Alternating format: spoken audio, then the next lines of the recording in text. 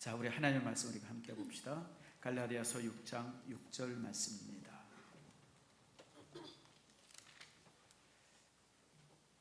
자, 갈라디아서 6장 6절. 자, 우리 같이 한 목소리 읽겠습니다. 가르침을 받는 자는 말씀을 가르치는 자와 모든 좋은 것을 함께하라. 아멘. 기도하겠습니다. 하나님 감사합니다. 오늘 이 시간 귀한 말씀을 함께 나눕니다. 말씀이 우리에게 놀라운 은혜가 되게 하시고 말씀의 은혜 속에서 아버지 우리의 삶이 또 아름답게 만들어져 가게 해 주시옵소서. 오늘은 스승의 주일입니다. 교회 안에 많은 스승들이 있습니다. 목회자를 비롯해서 주일학교 교사, 목자들 모든 분들이 스승들입니다. 아버지 하나님, 그 스승들에 관한 말씀을 이 시간에 함께 나눕니다. 말씀 나눌 때 우리 모두에게 은혜가 되게 하시고 말씀의 은혜가 우리의 삶을 또한 바꾸는 축복 내리고 주시옵소서. 특별히 아버지 하나님, 오늘 이 시간 말씀이 전해질 때에 우리 모두에게 감동이 되게 하시고 감동된 말씀을 가지고 평생 살아가는 저희들 모두가 또한 되게 해 주시옵소서. 감사드리고 예수님의 이름으로 기도드립니다. 아멘. 자, 우리 교회 구호를 한번 외칩니다. 샬롬 샬롬. 또 옆분들에게 이렇게 인사합니다. 샬롬의 축복이 있길 바랍니다. 주 안에서 평안하길 바랍니다. 여러분, 샬롬을 비는 곳이 가장 큰 축복입니다. 여러분 인생 속에 그리스도가 우리에게 전해주신 샬롬의 복이 가득 넘치는 은혜가 있기를 축복합니다. 우리 동물들과 그 인간의 다른 점이 하나 있어요. 그게 이제 제가 전에도 한번 설명을 드렸는데 가소성이다라고 하는 얘기를 여러분에게 한번 드렸어요. 모든 물질은요 두 가지 특성을 가집니다. 여러분 이걸 한번 여러분들이 기억해 볼 필요가 있어요. 자, 뭐가 있냐면 한번 읽어봅시다. 탄성, 가소성. 뭔 소린가? 이게 뭐냐면요, 모든 물질은 탄성이라는 게 있어요. 이렇게 구부리면 이게 다시 원래대로 돌아오려고 하는 힘, 요걸 갖다 이제 탄성이라고 합니다. 스프링이 그렇잖아요. 누르면 그대로 다시 돌아오잖아요. 그래서 세상에 있는 모든 물질들은요 대부분이 탄성들을 가집니다. 항상 원래대로 돌아오려고 하는 힘이에요. 모든 게 그렇죠. 이것도 이렇게 구부리면 이렇게 펴지잖아요. 이런 게 바로 탄성이에요. 모든 게 그렇습니다.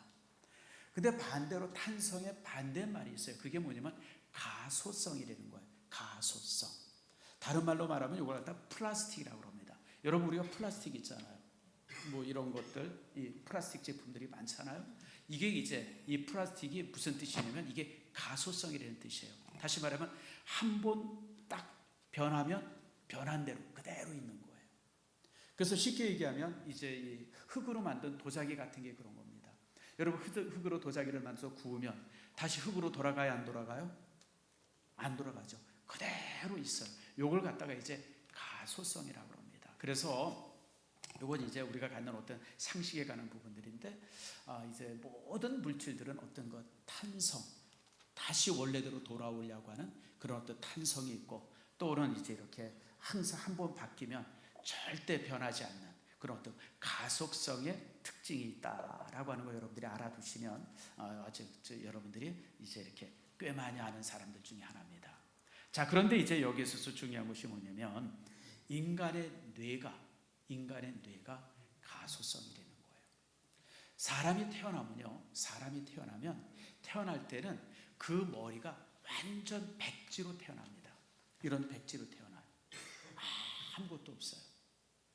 동물들은 태어날 때 하나님께서 그 동물들의 이 뇌와 머릿속에 이런 몇 가지 본능들을 만들어 줍니다. 여러분, 벌이 태어날 때 벌집 지을 때 육각형으로 죠. 누가 교육해야 안 해요? 안 해요, 여러분들. 벌은 태어나자마자 제일 먼저 하는 것이 뭐냐면 이제 육각형 집을 짓는 것부터 제일 먼저 합니다. 기가 막히게 육각형을 만들어내요. 대한민국에 있는 벌들과 미국에 있는 벌들이 똑같습니다. 그 다음에 언어도 똑같아요. 대한민국에 있는 벌들이 언어들이 있어요. 벌이 저 꿀이 어디 있다 그러면 어떻게 날고 어느 지역으로 가면 뭐가 있다 이런 걸 이제 이렇게 그들 이렇게 그 모양으로 하는데, 대한민국에 있는 벌과 미국에 있는 벌이 언어가 똑같아요. 그래서 여러분 대한민국에 있는 벌들을 가져다가 미국에 갖다 놓으면 미국에 가서도 잘 살아요. 환경만 맞추면. 하나님께서 모든 동물들에게는 그런 어떤 본능과 이런 것들을 동물들, 식물들에게는 다 그대로 심어줍니다. 근데 인간은 달라요. 인간은 태어날 때부터 이런 백지로 태어납니다. 아무것도 없이 태어나요. 그래서 인간은 태어나서 아무 교육도 시키지 않고 그대로 놔두면 인간은 뭐가 돼요? 뭐가 돼요? 백치가 돼요. 백치가 돼요. 근데 만약에 인간이 태어날 때 부모가 여기다 그림을 그립니다. 글을 하나 쫙 그어버려요. 그 다음부터는 인간은 이 글이 하나 그려져 있는 존재가 되어지는 거예요. 두 개를 그리면 둘, 셋을 그리면 셋. 그래서 여러분들, 인간은 이런 만남을 통해서 처음 만나고 이렇게 되어지는 것을 통해서 인간은 거기에 차곡차곡 쌓여지면서 사람이 만들어져 가는 거예요. 그래서 이게 이제 인간의 가소성이다, 그렇게 말합니다. 이게 인지심리학이라든지 뇌과학 이런 부분들 속에서 굉장히 중요한 그런 어떤 그 원리로 이렇게 받아들여집니다. 한번 따라합시다. 인간의 머리는 가소성이다. 그래서 여러분들, 아이가 태어나서 제일 먼저 만나는 사람들로 만들어져 갑니다. 아이가 태어나서 도둑놈을 만나면 뭐가 돼요? 그냥 도둑으로 키워지는 거예요. 아이가 태어날 때 성도를 만나면 뭐로 성장해요? 성도로 성장하는 겁니다. 아이들이 태어나면서 선생님을 만나면 선생이 되지만, 아이들이 태어나서 사기꾼을 만나면 사기꾼이 되어집니다. 종종 우리 부모님들이 그런 얘기를 해요. 아이고, 저놈의 새끼는 누굴 닮아서 저런지 모르겠다. 누구 닮았어요? 누구 닮았어요? 아버지 닮는 거예요. 엄마 닮고. 애가 누굴 닮겠어요? 제일 먼저 보는 사람이 엄마, 아버지인데. 그러니까 저놈 누굴 닮아서 저러냐 이런 얘기 절대 하면 안 돼요. 누구에 대한 욕이에요? 누구 욕이에요? 자기한테 욕하는 거예요, 자기에게. 그래서 여러분들, 이렇게 물론 이제 100% 똑같은 건 아닙니다만은, 물론 이제 아이들에게 태어날 때 뭐 성향이나 기질이나 또 이런 건 있어요. 그런 건 이제 그거 다른 거지만, 이렇게 아이들이 만들어져 가는 건 그렇게 만들어 간다라고 하는 겁니다. 우리 교회도 보면 아이가 딱 태어나면 제일 먼저 보는 사람들이 이제 부모죠. 그 다음에 그 아이들이 교사로 제일 먼저 만나는 사람들이, 여러분 잘 아세요, 영아부 선생님입니다. 교회 나와서 두 번째 스승이 영아부 선생이에요. 영아부에 나와서 선생님을 만나면서 아이들이 만들어져 가기 시작하죠. 그리고 나서 이제 그들이 뭐 유치원에 간다든지 학교를 간다든지 학교에서 어떤 선생님을 만나죠. 이런 모습 속에서 여러분 이제 아이들이 만들어져 갑니다.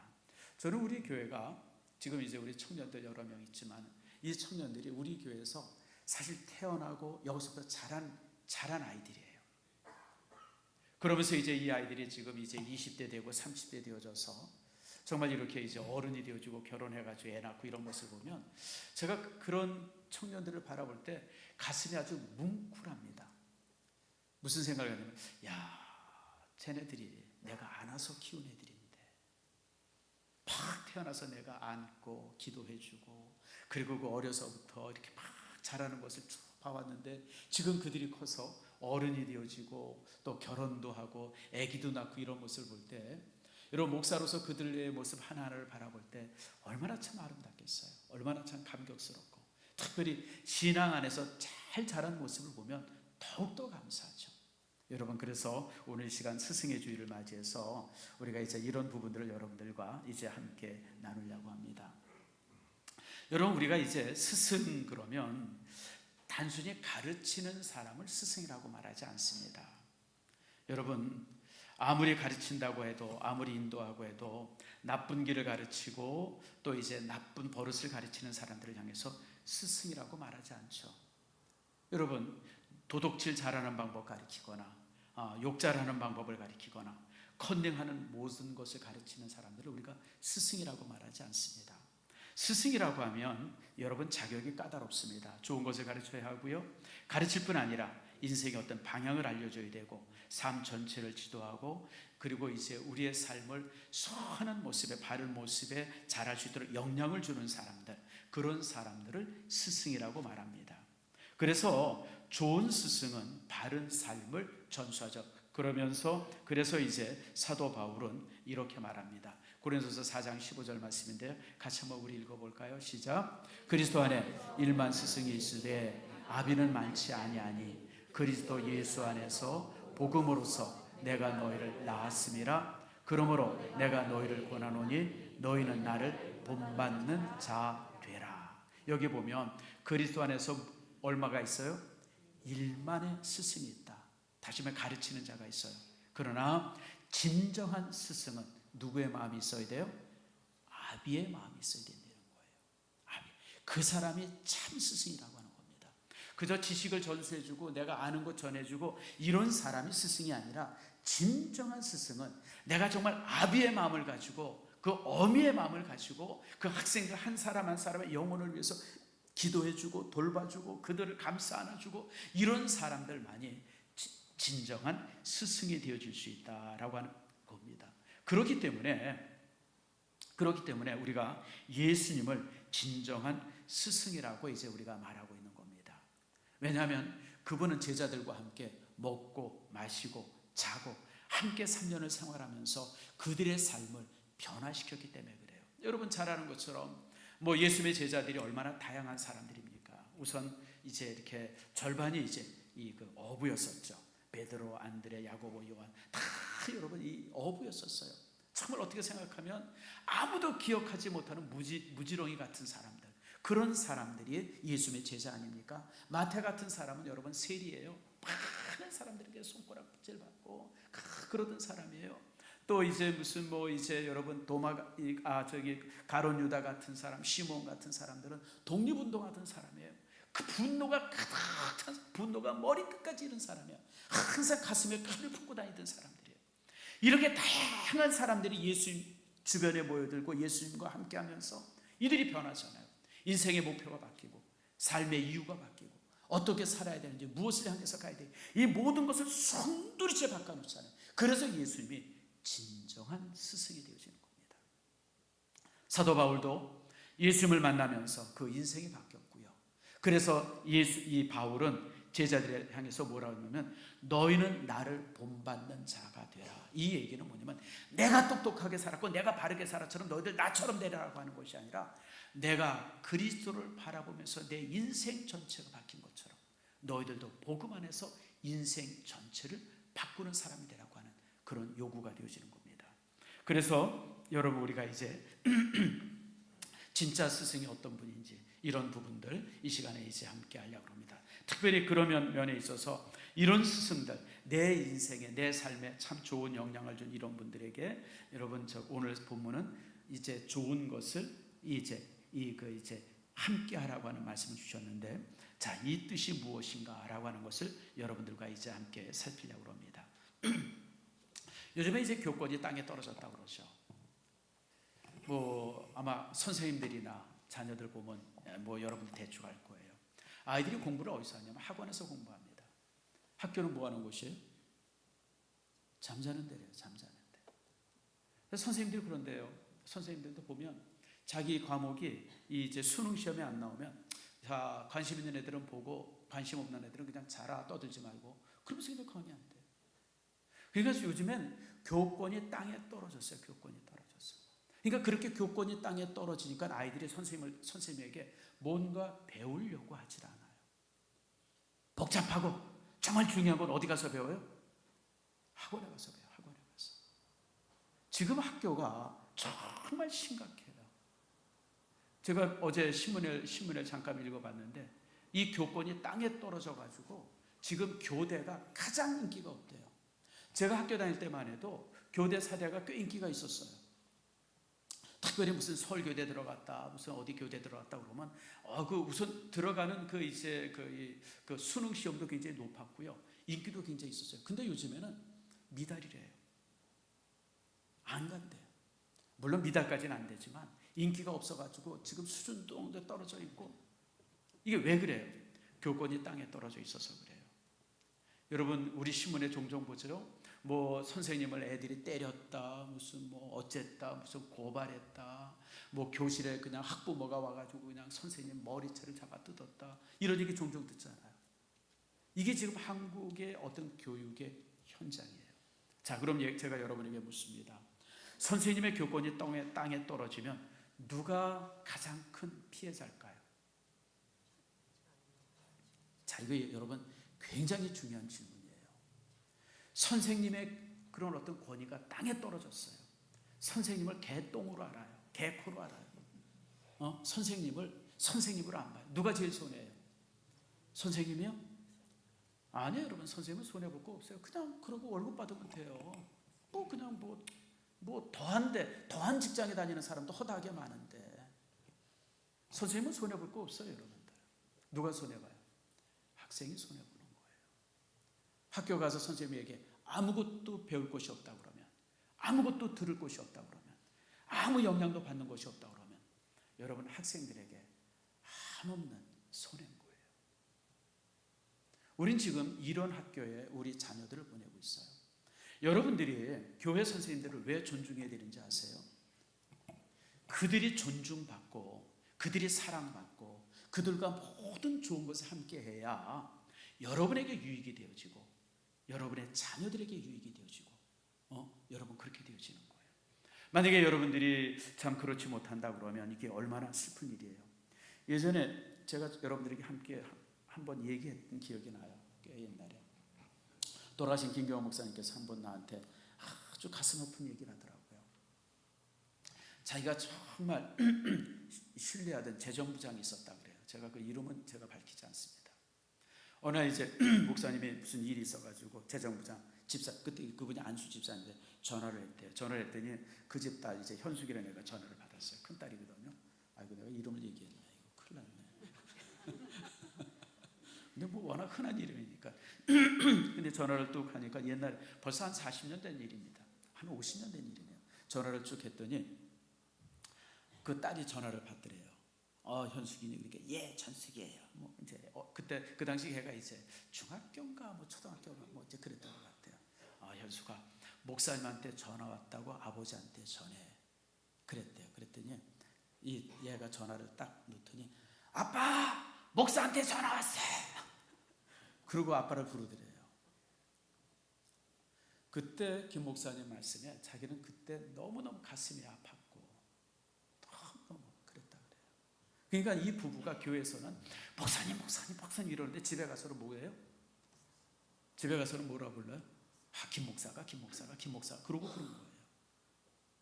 그러니까 이 아이가 그대로 보고 그대로 듣고 이제 전하는데 목사님한테 전화 왔어가 아니라 아빠 목사한테 전화 왔어. 그러고 저는 그 얘기를 이 전화로 알아듣고 나서 너무너무 가슴이 아팠다고 그런 얘기를 한번 저한테 개인적으로 얘기하시더라고요. 여러분 그래요. 그렇게 목사에 대한 말을 들었던 그 딸이 믿음 생활 제대로 할까요? 교회 생활 제대로 할까요? 아니죠. 철나면 다 교회 떠납니다. 이유가 없어요. 여러분들 아이들은 부모가 했던 그 모습 그대로 배우게 돼 있어요. 무슨 얘기냐면 여러분들이 목사님을 존경하고 목자를 존경하고 또 교사들을 존중할 이유는 여러분 단순히 그분을 위해서가 아니라 여러분 자녀를 위한 것이고 자신을 위한 거예요. 여러분 오늘 이 시간 설교를 듣는데 여러분들이 저에 대해서 정말 존경하고 사랑하는 마음이 있으면 여러분들이 오늘 이 설교를 통해서 엄청나게 은혜를 받을 거예요. 그런데 만약 저에 대해서 마음의 문이 딱 닫혀져 있다 그러면 제가 아무리 천사의 말을 하고 예수님과 똑같이 설교할지라도 아이고 논리적으로는 맞아. 그래 뭐 사실이 그렇긴 하지. 뭐 그 정도지. 동의하는 정도지. 동의는 할 수 있어도 여러분들이 은혜를 받거나 여러분들이 무슨 변화되어지거나 그런 건 안 되는 것이죠. 그래서 여러분들 여기에서 좋은 것을 함께하라고 하는 이것은 교육받는 사람들에게 있어서 너무너무 중요한 일이에요. 그래서 오늘 이 시간에 이 사실을 여러분들에게 4가지로 간략하게 그러면 좋은 것을 함께한다는 것이 무엇인가? 첫 번째는 따라합시다. 존경하는 것이다. 존경하고 존중하는 것입니다.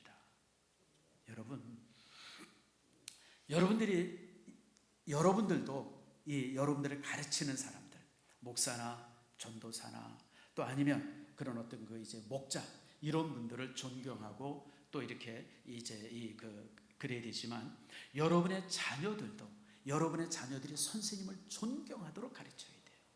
그래야 아이들이 그 선생님을 통해서 말씀을 배울 때 변화되어지고 새로워지는 겁니다. 여러분, 만약에 스승을 존경하지 않고 스승을 존중하지 않는 그런 자녀는요, 교육을 통해서 아무것도 배우지 못해요. 기술은 배울 수 있어요. 기술은 배울 수 있지만 진짜 변화되어지는 그런 것은 되어지지 않죠. 그러므로 여러분들이 정말 여러분의 자녀가 성공자가 되기를 원하고 사회 안에서 승리자가 되기를 원하며 여러분 자신들도 정말 변화되는 인생이 되기를 원한다고 하면 제일 첫 번째가 뭐냐면 존중이에요. 존경해야 돼요. 사랑해야 합니다. 자, 여러분, 성경에 보면 하나님께 쓰임을 받는 사람들의 특징이 다 좋은 이제 가르침을 받았던 사람들입니다. 자, 예를 들어 볼까요? 여호수아는 여러분 에브라임 지파의 족장이었습니다. 다시 말하면 수십만 명의 자기 지파를 거느린 이 족장이었어요. 그 당시 12지파 중에서 제일 큰 지파가 유다 지파와 에브라임 지파였었습니다.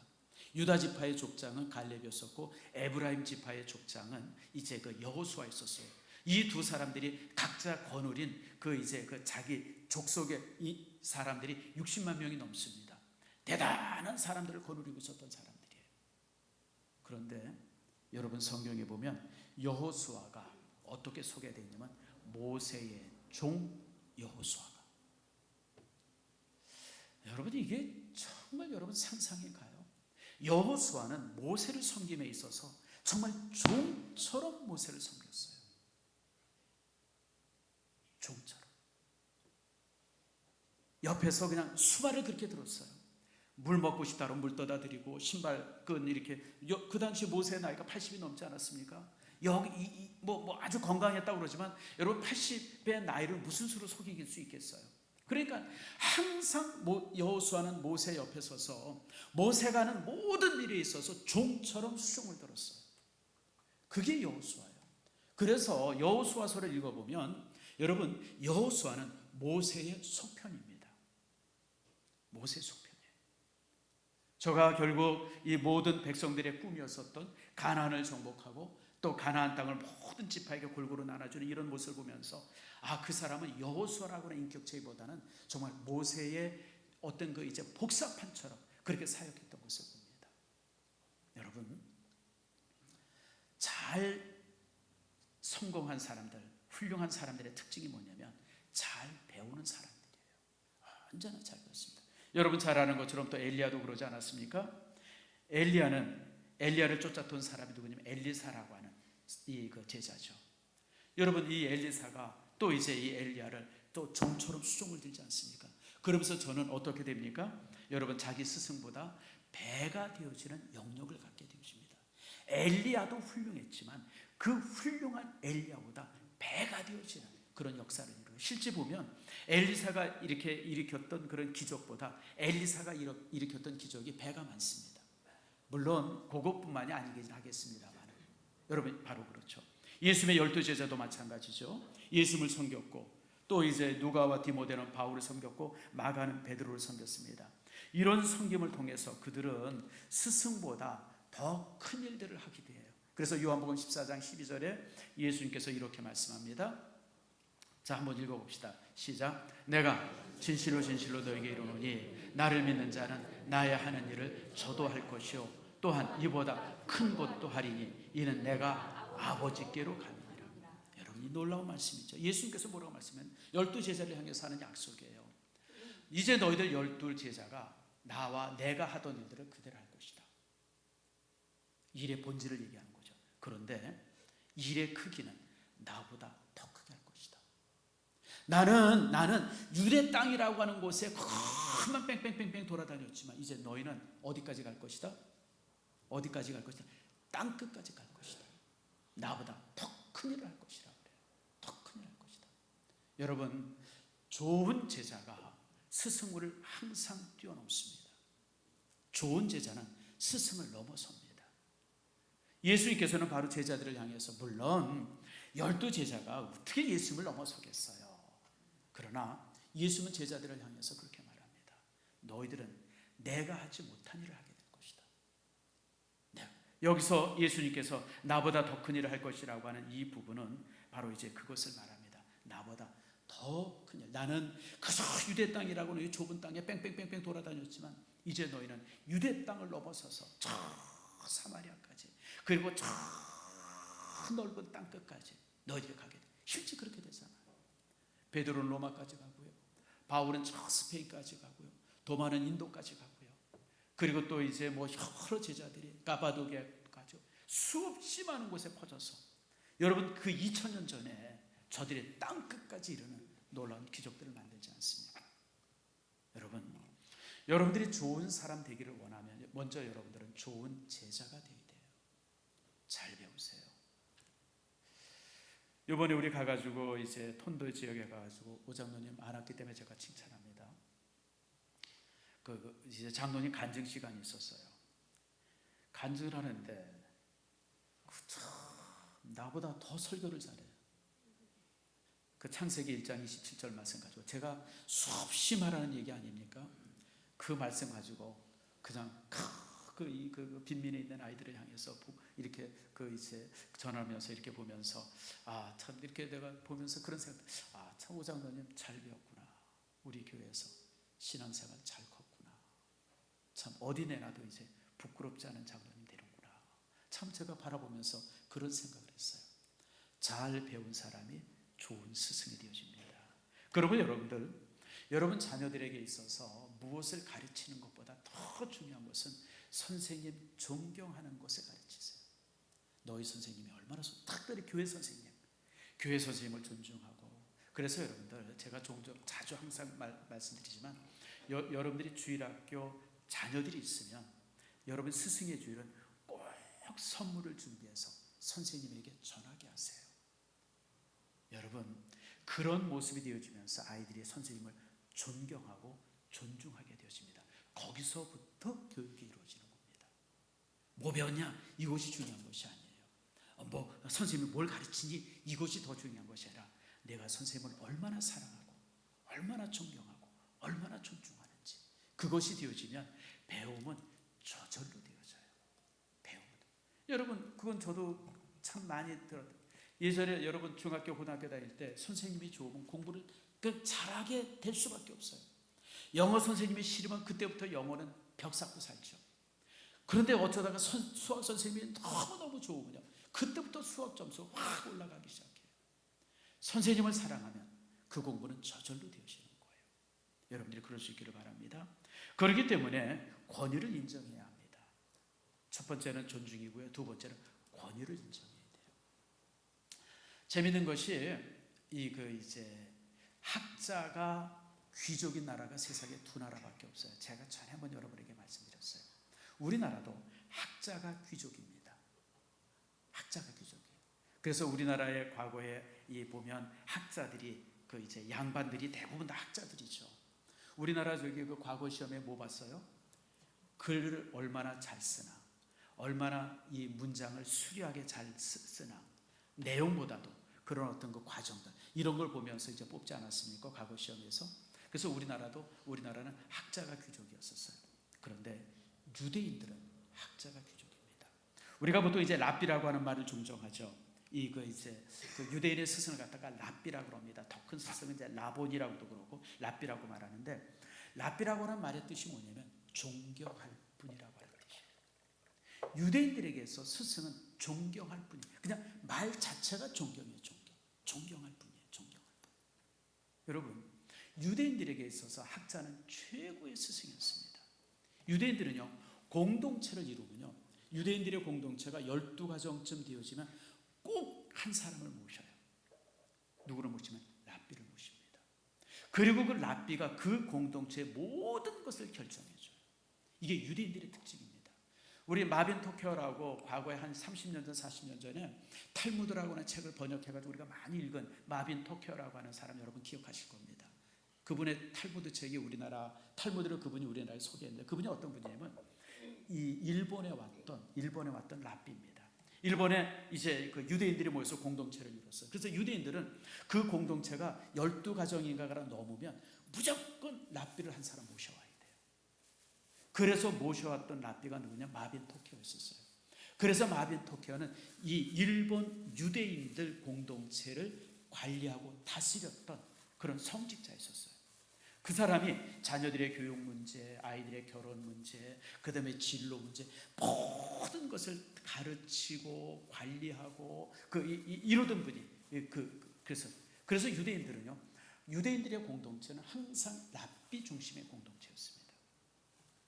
결국 그렇기 때문에 유대인 사회가 2000년간 방황하면서도 그 나라를 그대로 정체성을 유지할 수 있던 이유가 바로 이 랍비 때문에 그렇습니다.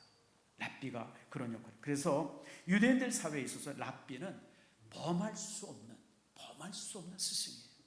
그래서 유대인들의 모든 문제는 랍비가 결정해 줍니다. 혹시 여러분 아주 오래된 영화인데 한 50년 전 영화인데 지붕의 바이올린이라고 하는 영화 보신 분 기억 한번 손 들어보세요. 제가 정말 좋아하는 영화인데 저는 그 영화 여러 번 봤어요.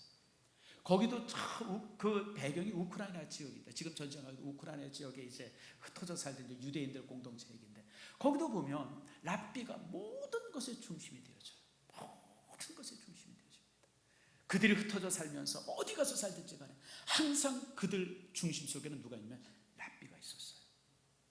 여러분 우리 성도들도 마찬가지죠. 뭐 여러분들의 삶에 여러분들 직장 생활하고 여러 가지 생활하지만 사실 여러분의 우리 삶의 공동체 속에 목사가 있지 않습니까? 권위를 인정하는 거예요. 그래서 여러분들 두 번째는 권위를 인정해야 돼요. 그리고 세 번째로는 여러분 아끼고 사랑하는 것이 일체감입니다. 여기 이제 이 좋은 것을 함께 한다라고 하는 것은 일체감을 갖는 겁니다. 일체감. 여러분 이제 이렇게 아끼고 사랑하는 것이죠. 여기서 일체감이라고 하는 것은 단순히 물질을 주고받는 것의 의미가 아니에요. 종종 보게 되면 이 말씀을 가지고 이 목회자들에게 월급 주려는 모양이다 이렇게 쉽게 설명하는데 이것은 그 이상입니다.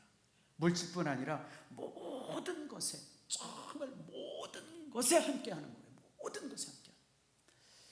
제가 이제 우리 교회 지금 31년째 목회하면서 제가 성도들에게 참 불만 있는 게 하나 있어요. 여러분들에게 불만 있는 게 있어서 잘 기억하세요. 힘들고 어려운 건 목사한테 꼭 얘기하는데 좋은 건 얘기를 안 해. 로또 당첨됐어요. 무슨 복권 당첨됐어요. 나 이 얘기한 사람들 한 번도 못 들어봤어요. 목사님 이번에 보너스를 내가 700% 받았어요. 나 이 얘기 한 사람도 한 번도 내가 달래요. 근데 항상 목사님 아파요, 힘들어요, 사고 났어요. 그러니까 목사는요 밤늦게 전화 오면 심장이 툭툭 떨어져요. 왜냐하면 밤늦게 전화 오는 새벽에 오는 전화치고 좋은 소식은 하나도 없어요. 그러니까 갑자기 무슨 새벽 3시에 누가 전화했다 그러면 그냥 가슴이 툭 떨어져요. 이게 뭔 일이야? 무슨 일이 있나? 그래서 여러분 목사 집은요 저녁에 전화하면 안 돼요. 새벽에도 전화하면 목사 심장병 걸려. 근데 이게 왜냐하면 여러분들이 나쁜 일은 목회자와 함께 하는데 습관적으로 좋은 일은 별로 함께 하지 않아요. 여러분 오늘 좋은 것을 함께 하라고 하는 것은 그런 것을 말해요. 나쁜 것들 아니라 즐거운 일, 기쁜 일, 좋은 일 이런 것도 항상 스승과 함께 하라고 하는 거예요. 여러분의 집안에 좋은 일이 생겼다. 제일 먼저 목자들에게 연락하고 그리고 담임 목사한테 전화하고 이런 사소한 걸 목사님한테 다 전화하나? 아니에요. 여러분들 여러분 집안에 무슨 대단한 일이 생겨요. 다 사소하지. 큰일 생기는 거 있어요 여러분? 갑자기 무슨 10억 요즘 로또가 한 50억 되나요? 여러분 그런 일들은 여러분 삶에 하나다 다 사소한 일이에요. 며칠 전에 전주에 우리 김 집사님 나가면서 목사님 보라가 또 임신했어요. 여러분 이게 얼마나 좋은 소식이에요. 여러분 이런 소식들을 전해요. 좋은 소식들, 즐거운 소식들, 기쁜 소식들. 그래서 여러분들 바로 이제 좋은 것을 함께하라고 하는 것은 많은 부분들 속에서 이렇게 서로 존중할 뿐 아니라 여러분 정말 이제 일체감을 갖게 되어지는 것이죠. 그리고 가장 좋은 것은요, 여러분 좋은 것을 함께 한다고 하는 것은 말씀대로 변화되어지는 겁니다. 그게 최고의 좋은 것이죠. 히브리서 13장 17절입니다. 자, 우리 한번 같이 읽어볼까요? 시작. 너희를 인도하는 자들에게 순종하고 복종하라. 그들은 너희 영혼을 위하여 경성하기를 자신들이 청산할 자인 것 같이 하느니라. 그들로 하여금 즐거움으로 이것을 하게 하고 근심으로 하게 하지 말라. 그렇지 않으면 너희에게 유익이 없느니라. 여러분, 중요하죠. 우리가 나에게 말씀을 가르치고 나를 훈련시키는 그런 분들에게 순종하고 복종할 때 우리에게 유익이 있다는 거예요. 그리고 여러분, 저도 이제 목사지만, 그리고 우리 목자들도 있고 또 주일학교 교사들도 있지만, 여러분, 내가 가르치고 있는 대상들이 내가 가르치는 대로 변화되고 있다고 하는 사실을 바라볼 때 그 이상의 더 큰 기쁨이 어디 있겠어요? 그 어떤 것으로 그 기쁨을 대신할 수 있겠습니까? 그래서 가장 큰 좋은 것은 그들 변화되어지는 것이다 라고 하는 겁니다. 말씀 맺습니다. 여러분, 우리가 교육받을 때, 전 좋은 교육받을 때 여러분, 그것이 가장 큰 기쁨이 되어집니다. 특별히 제가 서론에서 말씀드린 것처럼 우리의 마음은 백지와 같습니다. 그 영혼 속에 이제 줄을 긋고 모양을 그리고 뭔가 이렇게 그려놓는 사람들, 그들이 바로 교사고, 그리고 특별히 주일학교 교사는 모든 교사 중에서 최고의 교사입니다. 왜냐하면 주일학교 교사는 여러분의 자녀들을 천국으로 인도하는 사람이기 때문에 그렇습니다. 학교 교사는 여러분들을 좋은 사회인으로 만듭니다. 직장에 가서, 세상에 나가서 여러분들이 꿀리지 않는 그런 사람으로 살아갈 수 있는 그런 어떤 그 사회인으로 만드는 것이 여러분 학교의 교사들입니다. 그러나 교회의 교사들은 여러분과 여러분의 자녀를 천국의 백성으로 만드는 사람입니다. 누가 더 가치가 있습니까? 주일학교 교사는 그런 면에 있어서 최고의 스승입니다.